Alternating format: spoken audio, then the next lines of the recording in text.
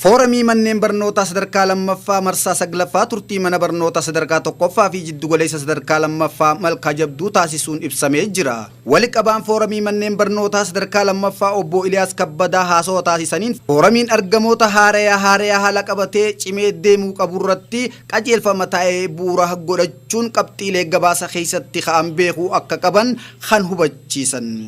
Dura bu'aan mana barnoota sadarkaa tokkoffaa fi jiddugaleessa sadarkaa lammaffaa malkaa jabduu obbo Ejjataa Mokonnon gabaasa isaanii keessatti hojiilee manni barnootaa isaanii jalqaba hundeeffama isaarraa eegalee hojjechaa jiraniin bu'aaleen boonsaan galmaawaa dhufuu ibsuun manni barnoota isaanii foorumii marsaa saglaffaa yeroo bu'aa qabxii barattootaa bara 2006 sadarkaa bulchiinsaatti tokkoffaadhaan badhaafametti kabajamuun carraa dachaa kan isaan gonfachiise ta'uu teessisuun bu'aalee bara 2006 bara 2007tis dabaluudhaaf mana barnootaatti raayyaa misooma barnootaa ijaaruun hojiilee qulqullina barnootaa fi qabxii barattootaa guddisuu danda'an hojjechaa jiraachuu isaanii gabaasa isaanii keessatti teessanii jiran. Hirmaattoonni foorumichaa gabaasa dhaggeeffatan hojiilee manni barnootaa qorannoon deeggarame hirmaannaa hawaasaa kakaasuun taasiseen hojiileen fakkeenya ta'an akka hojjetame ibsuun bu'aalee foorumichaan galmaawaa dhufan kan teessisan.